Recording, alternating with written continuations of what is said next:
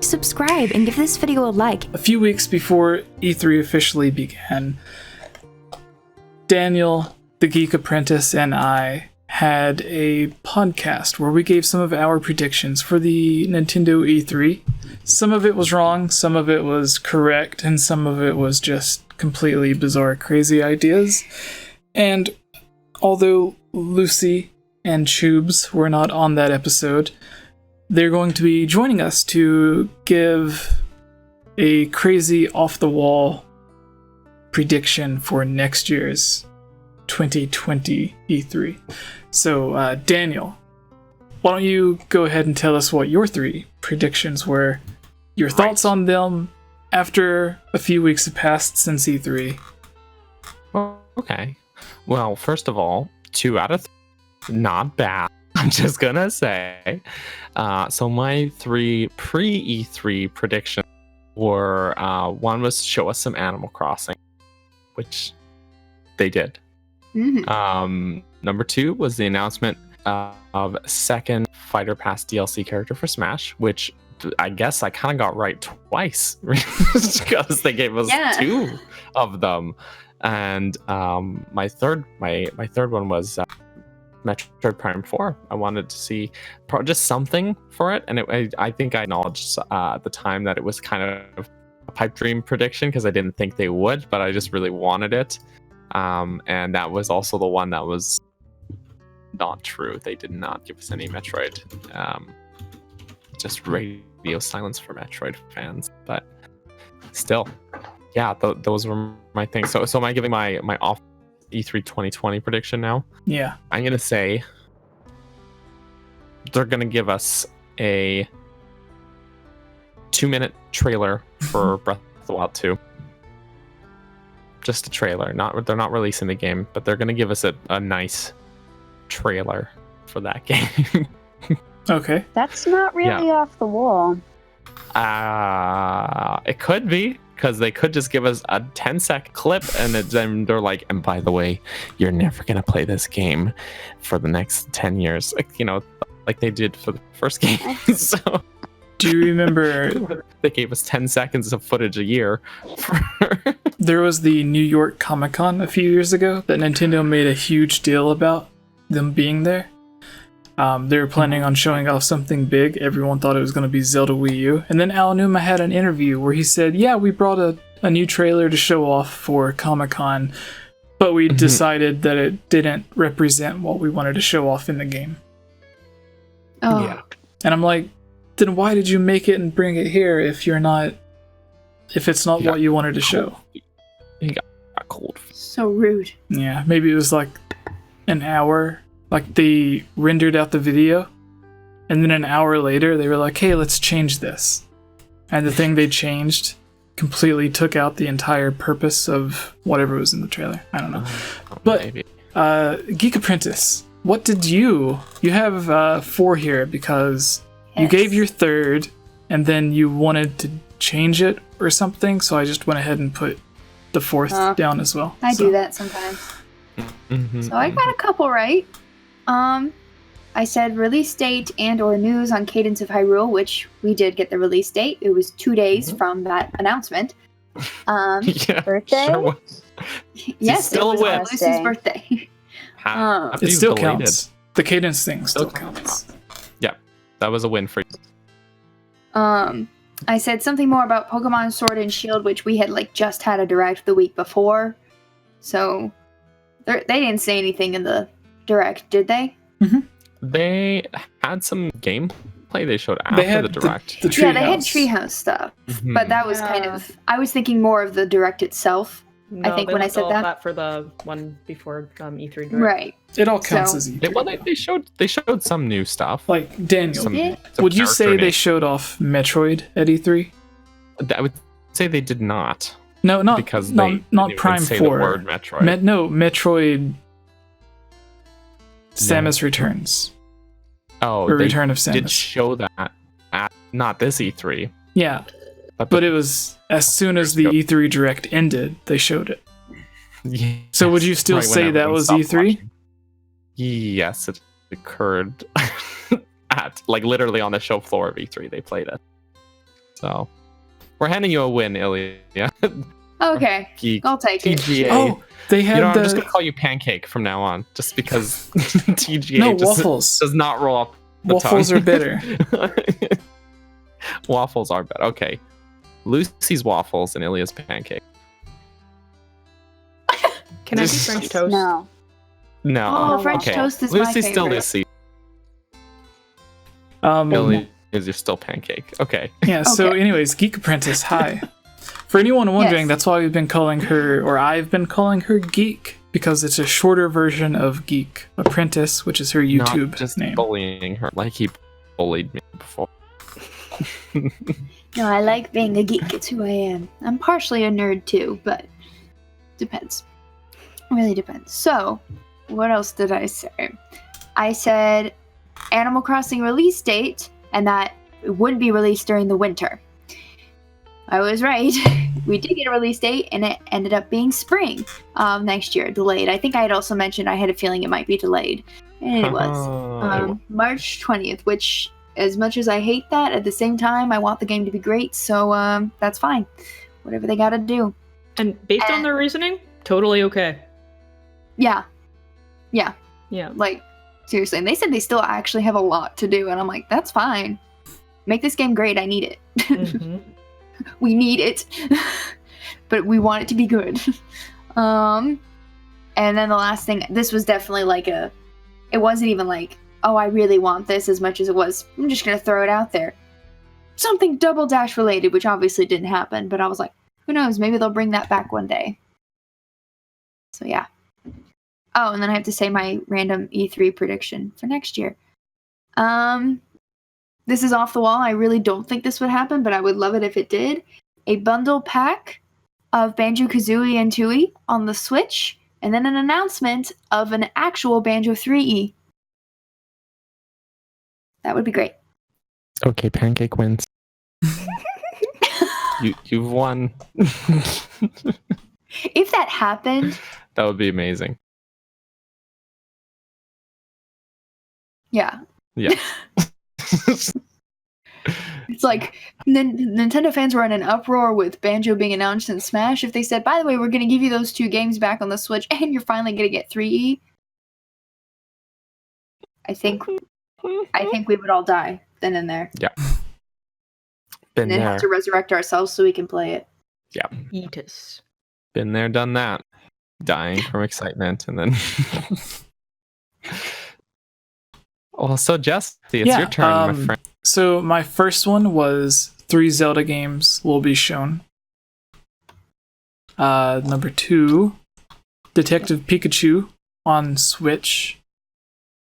And then number 3 was Metroid Prime Trilogy, and then I changed it to a Zelda collection. And neither of those were correct, but I think we all got 2 out of 3, technically. Yeah. Right? Yeah. So we're all tied. We're all losers. Oh, High five. oh, no. But my crazy thing will be next year at E3, 3 Zelda games will be shown off. That's just the same thing. Doing it again. Yeah. mean, Specifically, maybe. Breath of the Wild, a new Switch remake, and another spin-off. Whether it's a third-party spin-off or that mobile Zelda game that they were talking about. Keep Zelda off mobile. Please. But yeah, that's mine. Jubes, do you have a Hello? crazy prediction?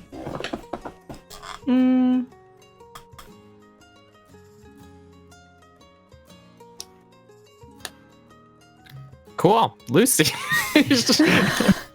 Boo! Let a girl think. Come on. I was gonna say probably like a Zelda port to Switch, because I feel like we haven't seen one in a while. It'd be nice to see a port over. And then I was gonna say maybe a new IP. I feel like it's been a while. Ooh. Like, how long can Nintendo really go without a new IP? Does long Town time. count as a new IP? Or do you mean a different one? No, wait, they said Town. They said the other team was working on Town, but they also said the other team was working on games for other hardware. Does that mean Town's going to be on, like, PlayStation and Xbox? But is Town actually like a Nintendo game, or is that It's a Game Freak. thing? But it's gonna be on Nintendo. Yeah, but they said the other team, which happened to be the team that was working on Town, was working on other hardware. I don't know how I feel about Town. I have very few thoughts about it, to be honest. I'm intrigued, but I need to know more. It could come out and be amazing. So, well, I'll just reserve my judgment then. But Alright. Lucy, do you have a crazy prediction? My crazy prediction that Nintendo's gonna get the rights to Harry Potter. that is a crazy. Many years too late, but they're gonna do it. Harry Potter Lego on the Switch. Well, there is the Harry Potter game that they're working on. That's supposed to come out next year or the year after. It's supposed to be like a super realistic Harry Potter game. Yeah. It's being worked on by the people from WB that worked on Arkham Origins, the Batman game, I think. Okay. Wasn't that Arkham Origins? Wasn't that? It was the one that wait, you cut out. Wasn't Arkham Origins the bad one? It wasn't bad, it was just that it wasn't made by Rocksteady, which made the other games. It was made by WB's group. It was actually one of my favorites because it also happened to be the origin story for Batman. And being the origin story, I felt it had a way better story than the other games. It was just it didn't really offer anything new. Because like the first one released and it was like the first good comic book game that people liked for that generation of consoles. And then the second one released and it had a bigger world with a bunch of new ideas and stuff. And then Origins released and it was just the same thing again because it was on the same engine. And then they went on and made Arkham Knight, which gave us it was Grand Theft Auto Batman for some reason. Because you could just ride around in the Batmobile and blow things up, and it was weird. Yeah, it was weird. I really only played the first two, though. And I really liked the first one better, even though it wasn't, like, open. Yeah, it was very Zelda-esque, with, like, the dungeon puzzles and stuff. Yeah, it was good. Except you're Batman. Tubes, do you want to do the mailbag? Start us off with the mailbag? It's a thing now. Everyone has their things color-coded as well? You want me to start? Wait, do we have an intro for our mailbag? No, you just do the intro. You do the thing. And then you can either... We can either pick the ones that we color-coordinated, or if we see one from the live chat that we would like to replace it with, then we can do that. Yeah. So, Tubes. Yeah, Tubes. I don't know if I remember how our intro starts. Just be like, hey guys. Just say, yeah, my name's Tubes. This is an intro. One banana gets your question answered. One banana. $1 gets a banana. Singular banana? It's more expensive. Actually, it's about the same price you can buy at the store. $20 gets you a...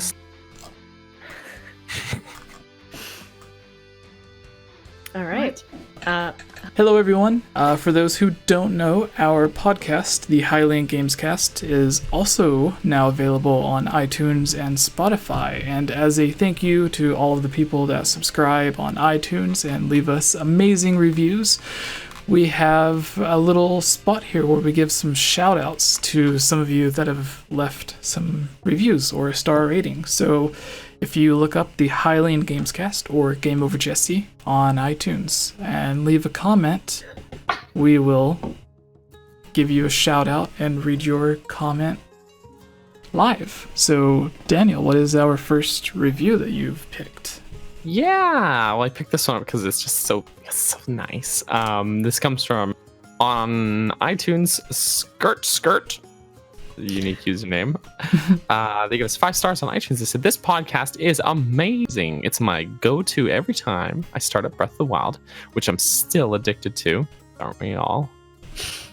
I love listening and finding out new things, and each one of the co-hosts are funny and have their own personality to add. Jesse himself is hilarious, and I respect his opinions because you can tell he's passionate and has an extensive research to back up anything that he says. I'm a fan and also watch the other YouTube videos, and there's a very comforting feeling when I put it on the podcast. Keep up the great work, guys. P.S.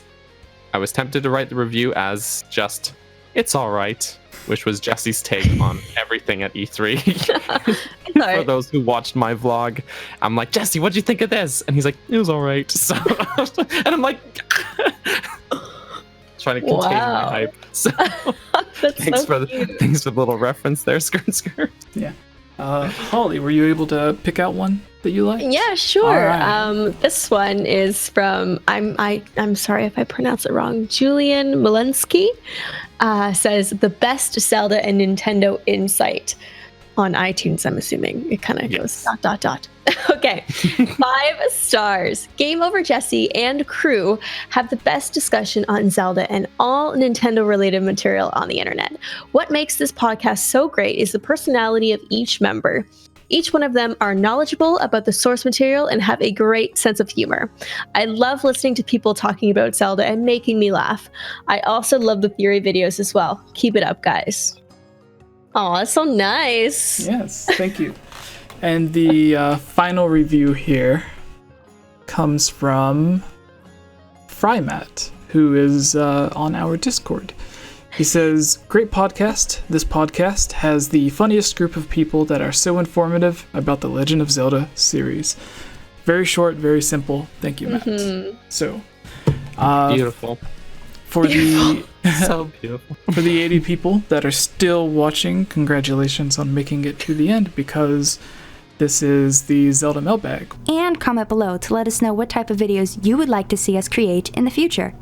And if you would really like to support all of us here at the Game Over Jesse channel, please consider purchasing a Game Over Jesse t-shirt or becoming a Patreon at patreon.com/GameOverJesse, where you can receive many rewards, such as getting shoutouts, having any topic or theory that you select discussed on the podcast or made into its own video, having your question answered, joining on as a guest on the podcast, and playing with us during our Twitch live streams at twitch.tv/GameOverJesse, and much, much more.